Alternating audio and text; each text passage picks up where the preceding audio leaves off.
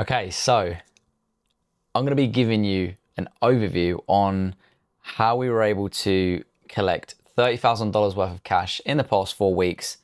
And previous to that, my client Amy, she only made one sale of $5,000 in the month previous to this. So we've actually 6x'd her business in the past 4 weeks. You can see here, if I zoom in, this was, beginning of May all the way up until today, which is, I don't know what the day is today off the top of my head. But let's dive straight in, because we did this all without sacrificing the three S's. She didn't sacrifice her sanity, she didn't sacrifice her sleep, and she didn't sacrifice herself. And by sacrificing herself, I don't mean like, I'm just talking about like, her fulfillment, her get up and go, and just her general enjoyment for day-to-day operations. Now, why should you listen to this bald motherfucker? You might be new to this channel, you might not be, but over the past 6 years, I've built the skill of helping online coaches, consultants, and info product business owners to make a shit ton of money. And I do it in a pretty cool way, like I said, that doesn't sacrifice the three S's. We scale with flow, we don't scale with force, right? And for my own personal growth and business, back in November 2019, around 6 years ago, I was invoicing clients around $20. This is an Upwork client that I got. Charged them around $20, was over the moon with it.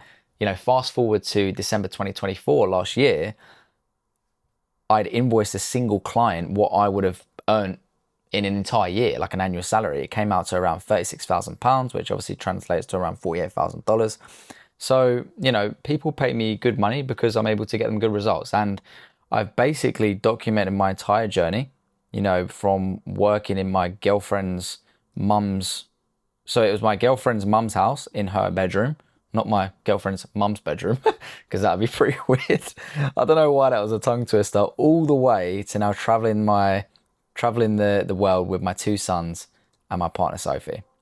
So I'm basically just building this YouTube channel to grow my consulting business, but also to provide you guys with the value and the lessons and experience that I've learned over the past 6 years working with coaches, consultants, and even on my own offers. So time to lock in, guys. I'm gonna crack on with a video now. We got that out of the way, a little intro. So the first three things I want you guys to understand is this. A is, I believe we've all been misled. Not just you. I think we've all been misled. I think that we're currently in a trust recession, and I also need to make you aware of some recent AI developments which are potentially threatening for the online coaching space. Now, I'm going to dive into step by step each one of these three things that you need to understand and give you a bit more context behind why I think it's important for you guys to understand this. So number one, obviously, I mentioned that you've been misled. Now, one of the things that I'm referring to with regards to this kind of theme is that there's a lot of people, or I like to just call it the do this versus do that narrative. If you've been in the space for a while, you'll see time and time again that there will be people online that say, XYZ funnel is the best. You shouldn't be doing this funnel. You should be doing this funnel. And some people even say stop funnels altogether and funnels killing your business, like this. There's so many different opposing views. And typically the opposing view, or the person creating that, pushing that agenda, pushing that video, has some kind of hidden agenda because they're pushing the method that they do. So it's not a case where like people are genuinely like, look, use this because it's better than XYZ. It's usually got an agenda attached to it. I say usually because not all the time, right? Now, what this does is this causes shiny object syndrome, because we see these authoritative figures saying certain things. And even if we're doing something that might be opposed to what they're pushing, we'll then maybe transition and get shiny object syndrome and think what we're doing isn't right, and transition and change, pivot to what these guys are pushing. It basically creates a lack of clarity and consistency, because like I said, you're not being consistent in your actions, in the way that you're operating and running things, because we're constantly getting drawn to different ideas and different ideologies, right? You're constantly doubting yourself because everyone's saying different shit. You don't know who to listen to. You don't know what's right, what's wrong. And it puts the focus on the funnel and not the prospect. And I talk about this a lot in my videos, but my general philosophy, or my kind of paradigm towards growing an online coaching business or growing an info product or growing an online business in general is that you shouldn't put too much focus on the funnel. Instead, put an emphasis or put your focus towards engineering the journey before your prospect arrives at your funnel. Because I'll say this time and time again, whenever I've purchased high ticket personally, whether it be for like personal mentors, one-to-one coaching, programs, courses, masterminds, whatever it might be, I didn't give a fuck what funnel those individuals put me through because I was already pre-sold, right? I already knew I wanted to purchase from these said individuals. And that's how an effective personal brand should work, right? You're not selling people on the premise of your funnels and the copying the funnels and sales pages and that sort of stuff. You're selling them through your personal brand, your marketing, your branding, and all that jazz, your content. So what this does is, when people push these videos and agendas and all this sort of stuff, it takes your focus away from what really matters and puts it on a system or puts it on a funnel, a mechanism, which that's really not where, the majority of your focus should be. And we've also got the hustle harder culture. Like, man, I used to be like, I'm thinking, I just had, the reason I paused there is because I had so many memories, like way back, probably 4 to 6 years ago, like that time frame, that 2-year time frame. I was this guy, skip sleep. If you go back on my Instagram highlights, I might even see if I can go back and grab some and put one here. Like I was waking up 4:30 a.m. every day, going out for a run, which, like, don't get me wrong, it's amazing, right? But I ended up just burning out. I ended up getting fed up. And there is this hustle harder culture pushed by, very popular figures in the personal development space, business space, who are all about, skipping sleep. Don't sleep if you're broke. Like, 10x results, push your limits, do more, blah, blah, blah, la, la, la, la, la, like all the same bullshit. And what it really leads to is, one, you're hitting burnout.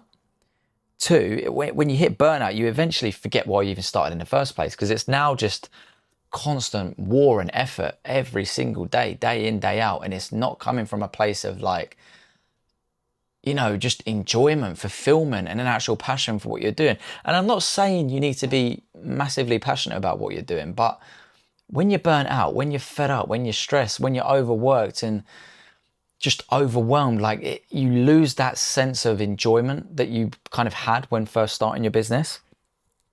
And lastly, it makes you outcome focused. When you're so focused on the result and pushing for the next step, like you lose the enjoyment and love in the process. And the process is everything, because ultimately, not just in business, but in life, like if you're so outcome driven and everything rests on the outcome, you're probably going to find that when you get that outcome, you're going to feel a little bit lost, right? Because you had put that outcome on such a pedestal and it was your everything and it was everything that you're working towards. When you finally achieve that, you will have that kind of click in your mind, like, holy shit, like what was I doing? And I had this myself, way back, probably around, I don't know, man, like 4 years ago, 3.5, 4 years ago, I had this crazy, in my mind, this crazy goal of hitting 10K a month. I bust my ass off. When I eventually hit that 10K a month, like, I was like, felt no different. And it just felt weird, right? It felt weird because this thing that I'd put on such a pedestal, put so much excess importance towards, didn't feel the way that I expected it to feel, right? So yeah, outcome focus is not the way to be. When you're basically focused on the process and just becoming that person, like as cliche as it sounds, everything does fall into place. So lastly is the preference for complexity. I don't know what it is. There may be like a study that has named this type of thing, right? But as humans, I feel like, and I'm going based off my own experience as well, like I used to feel like this. We almost have a preference for complexity, right? Like we see these complex systems or these complex strategies or funnels, and the complexity of the nature of how complex it is gives us this inherent feeling that it must work or it must be good because it's complex, right? Now, what this does for coaches and online business owners is it makes things way harder than they need to be. It creates overwhelm, which could lead to inaction. And running your business becomes a task because everything's so freaking complicated like requires a lot of effort, requires a lot of this, that, and the other, and you're just making things a lot harder than they need to be, right? So what I want to move on to next is what I like, or what I think we're in right now and leading into, which is called a trust recession, right? And I'm going to walk you through the different stages of market sophistication, because I believe that the stage that we're in with regards to market maturity, market sophistication, whatever you want to call it, has led to a trust recession. So stage one, which was probably around 10 years ago, right? You could rock up on social media with a rented Lambo, rented watch, send people through to a website and they'll buy your course, no questions asked, right? You're the pioneer. You're the first, there's no competition, it's easy to thrive. And then we led into stage two, right? The surge. The market sees opportunity, right? That they're seeing certain people winning. You know, what are they doing? How can I replicate this? They join on, right? Competitors enter, and awareness increases fast, right? And then we go over to stage three, which is the Red Sea. Everyone's shouting, offers become louder, more aggressive, more complex. And then we head over to stage four. And I believe we're in stage 4 and 5, right? So stage 4 is the sophisticated buyer stage. Buyers are skeptical. They've seen it all. Proof, trust, and simplicity win. Now, I think stage 4 was at its peak probably around like a year to 2 years ago. What you'll find now is that buyers are more skeptical, right? And that's just due to the age of the market and the way things have played out, you know, and just the general creator economy, you know, in general, you know, talking about there are a lot more coaches, a lot more creators, a lot more consultants now than there was 3, 5, 10 years ago. So there are a lot of people doing the same thing, saying it in the same way, delivering the same kind of results, saying the same shit. Buyers become more skeptical. Some people get burnt. They like to do more research. They don't know who to trust. But during stage 4, like, proof and trust would win, right? You could basically show like, look, we can do X, Y, Z, build a bit of trust, and it would win. And it still does to a certain extent, right? But I think what we're leading into now is actually stage 5. And I like to call it the numb market. They're just fucking numb to everything that's going on, especially with the introduction to AI. Like, we don't know who to fucking trust. Nothing cuts through, and only real people, actual humans, or emotional resonance work. Like real aligned personal brands, right? And I think, in my opinion, you might not agree with me, but I think that's what we're leading into now, right? You've also got to take into consideration the creator economy market growth. You know, over the years, we are steadily seeing a huge growth in the creator economy. Now, the market becomes increasingly saturated. Value becomes less valuable because everything you want to know is pretty much online and everyone's giving value, right? So value becomes a commodity. And because there is more choice, there's less attention directed towards you. If you're in a super, super niched market, right, or industry, like for example, I don't know, you're an expert esports gaming coach, something like that. If you are one of those individuals, you know, maybe 5, 10 years ago, you would have been one of like 50 or one of 100. Like, I'm just thinking off the top of my head, but now maybe you're like 1 in 1,000, 1 in 5,000, 1 in 10,000. So due to the sheer increase in the amount of people doing it, it means that the attention is somewhat divided. So it doesn't mean you get, you know, it doesn't mean that there's less opportunity. It's just something you have to pay attention to, and just the market state that we're in, right? So moving on to AI developments. Now, AI is beginning to replace personal brands, or at least attempting to. Like, in my opinion, I literally just did a video about this. Skepticism is at an all-time high in terms of like online business consumers and all sorts of stuff like that. People don't know what or who to trust anymore because this dude right here, this motherfucker right here, is not freaking real, guys. Like, these videos, obviously I'm not displaying like the video of it right now, but if you go back, I might put it up on screen right now real quick. A video that I recently did on a software or business that these guys have created. Like, they come out, record you speaking in different settings and stuff like that. And the AI basically replicates your exact 100% likeness, body language, tone, all that sort of stuff, like movements. And then basically enables you to use this clone of yourself to create content. And that in and of itself is crazy because it's indistinguishable from the actual real version. And just the concept of that is scary, exciting, weird, and I don't know what else to call it, but it's just a weird time to be in, right? So naturally, people are going to get more skeptical. They're going to get fed up of this shit, and they're going to start to be like, where the fuck are the real people? And the real people are going to become far more valuable, right? So with the fucking rise of this AI shit, like, personal brands aren't so personal anymore. Like, the point of a personal brand being a personal brand is because, like, you're putting yourself out there, you know, your unique experiences, your unique personality, your unique skill sets. And when you take that away and AI kind of takes over and just does all of that for you, like, it takes that personal element away from it, which in hindsight creates an opportunity. Like, it's not all doom and gloom. There are ways to actually capitalize on this, and it's exactly what we're doing in our community, right? So people are also overusing and over-reliant on ChatGPT. It removes your only advantage, which is being you. You know, there are going to be people in this world that only buy from you because you're you, and that's the advantage of building a personal brand and exposing your personality and who you are, your worldviews, your paradigms, like your unique methodologies, the way that you see things. When you take that all away, when you strip all of that back and create everything with fucking AI, your ICPs, your scripts, your frameworks, like, when you do all of that shit, you take away and remove your only advantage of running a personal brand. You take the personal out of personal brand, right?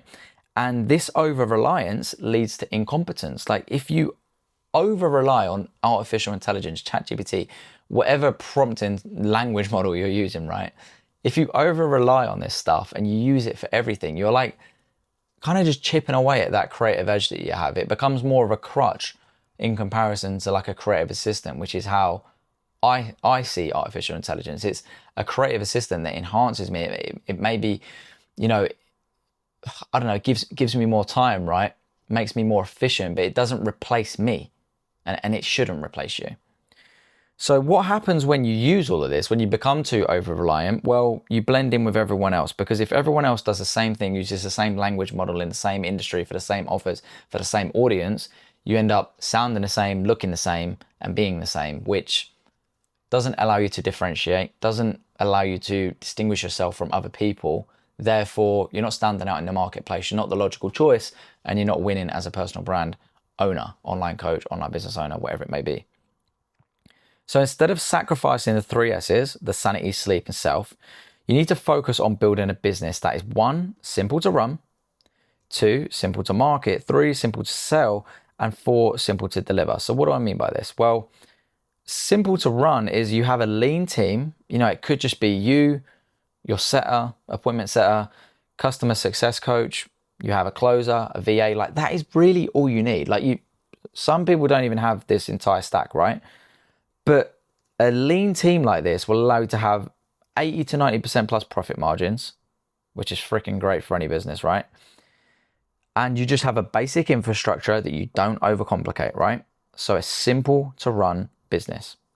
Now, 2 is simple to market. You have 1 main conversion asset. So what I mean by this is, and I'll link a video where I go a bit more in depth on this, but 1 main conversion asset is essentially like 1 VSL or like 1 PDF, 1 masterclass, like a signature asset or signature process that you put people through when they're ready to convert.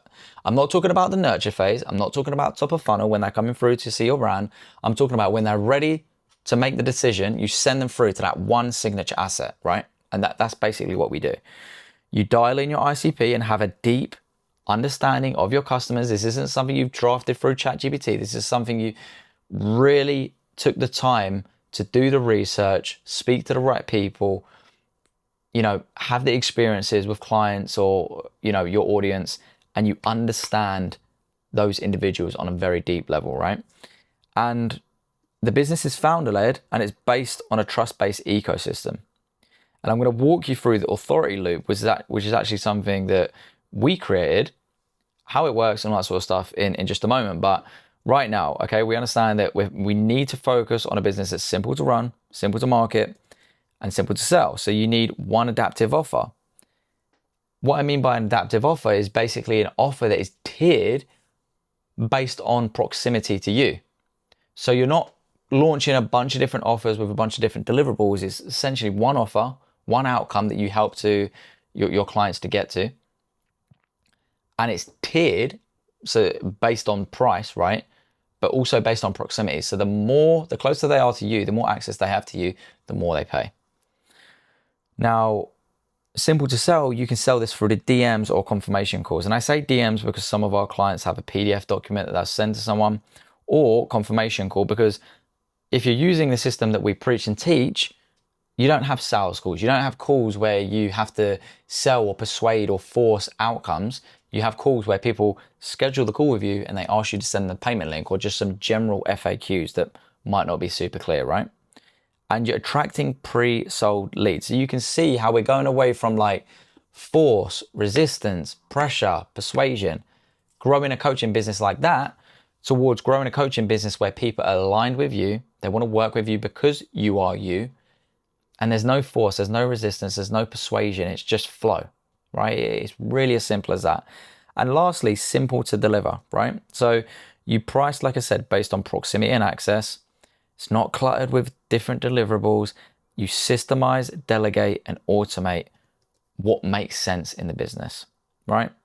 So the following philosophies help me to create category creators, right? This is the overarching program that I take people through. And this process helped Amy to 6x her revenue in 4 weeks. Like I mentioned earlier, 30,000 cash collected in the last 4 weeks. Also helped Sadie to hit 422K in 15 days, as well as Corin, who hit $98,000 in the space of 30 days. So how does this process even work? I'm going to walk you through it now. So the Category Creator Blueprint is a 16-week program that I created to help coaches, consultants, and creators escape competition and scale trust-first businesses. I emphasize trust first because, like I said, when you take into consideration the stage in which I think we're at in terms of market sophistication, I think we're leading into a trust recession or are already in a trust recession, and the only people that are going to win are going to be the real, authentic personal brands that go through the 6 following checkpoints that I'm going to talk you through now. So my method adopts what I like to call the 630 formula. It's a 6 checkpoint path designed to take you to 30K per month and beyond without sacrificing 3 S's: sanity, sleep, and self. The reason I say 30K is because I'll be real with you guys. Like, I'll probably do another video on this in the future, but I don't think 10 or 20K is enough anymore per month of an income to create true impact. Like, I think getting to 10K a month, it starts to give you the flexibility of choice, right? It starts to open certain doors. It starts to give you a bit of time back. We then get to 20K per month. We're able to have a bit more freedom, travel to the places we want to travel to, and you start to get a bit of a sense of peace, right? Something's working. But I feel like in order to create impact, in order to actually, have time freedom, location freedom, choice freedom, I personally believe you need to be around 30K per month. And that's to live an above average life. It's not to live an extraordinary life, but I think what most people, try to achieve or aim to achieve is just an above average, peaceful, flexible life, driven by choice, driven by freedom. And not everyone wants to become a multi-billionaire, right? So that's why it's called the 630 formula, right? And here's how it works. So checkpoint 1 is the brand MRI scan. And again, this is the process I take my clients through, but I'm walking you through this so that you can kind of adopt this mindset and apply it for yourself, right? So the brand MRI scan is essentially an audit that I do where I audit the prospects or the client's entire ecosystem, from their messaging, their traffic, their infrastructure to that offer. And we begin to uncover the real bottlenecks that are holding them back, right? So do you know what? I will actually create a YouTube video on how to diagnose the issues that you have in your business right now. Because if you feel stuck and you just don't know what the next step is, this MRI scan is normally the single most helpful thing that I do with any new coaches or creators that come into my program. Now, checkpoint 2 is the positioning playbook. So At this stage, we craft your buyer psychology, your niche narrative, and identity-led content angles so people buy you, not just your offer. I always say, people buy the coach before they buy the coaching. People buy you before they buy your offers, right? So by crafting this positioning playbook, we're going to know exactly what to say in exactly what way to exactly what person. And that is how you're going to create emotional resonance, right? If we go back to like what I was saying with stage 5, the numb market, nothing cuts through, only real people or emotional resonance. And the only way you're going to get emotional resonance is if you dial in your positioning playbook, right? So checkpoint 3 is the adaptive offer. So we build one simple tiered offer designed around access and proximity, not complexity. So the first 3 checkpoints help you to build clarity, right? The final 3 help you to build authority. So checkpoint 4 is the authority loop. We deploy our content engine designed to build trust, not just attention, and it builds months worth of trust and familiarity in a matter of weeks. The reason why people value having a personal brand so much is because typically, if you do a personal brand correctly, it's just such an easy way to dominate your market, build trust, credibility. People see you, it passes the eyeball test. They're like, look, this is the person I need to work with, right? We've basically figured out a way, and it's not freaking rocket science. Like, I'm not saying I've invented this new crazy strategy. Like, that's not the case. But we've came up with a way that enables, coaches, online business owners to build that level of trust over months and months, what a normal personal brand would, but in a matter of weeks. And I do touch base on this in a video that I've previously created that I'm going to link at the end of this video. It's literally an hour-long training that you can go through and learn exactly what the authority loop is and how it works, right?